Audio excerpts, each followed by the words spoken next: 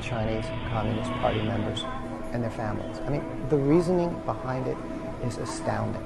This escalating China-U.S. drama scares and saddens many international expats. Imagine how all this must feel for someone like myself. I'm an Italian-American living here in China for 21 years, a member of the American Chamber of Commerce, which encourages the important ties our businesses and families share here on the ground in China.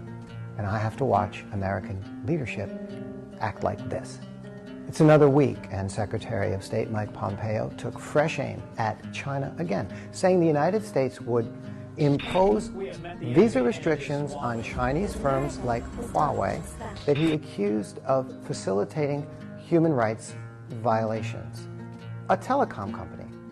That telecommunications companies around the world should consider themselves on notice that if they do business with Huawei, they are doing business with human rights abusers.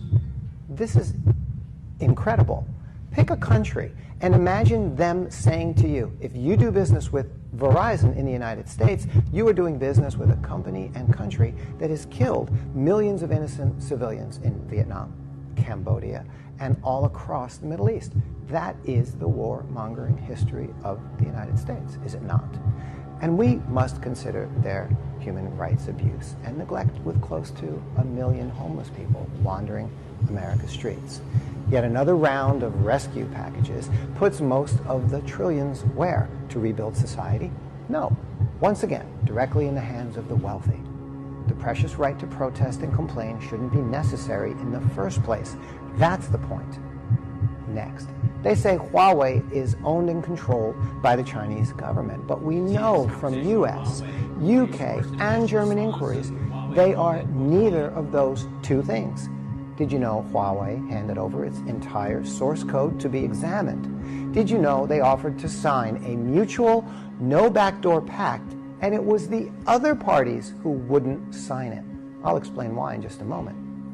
Mike Pompeo also emphasized the need to protect U.S. citizens' data from Beijing. I have to stop here and ask, whose citizens' data needs protecting from whose government?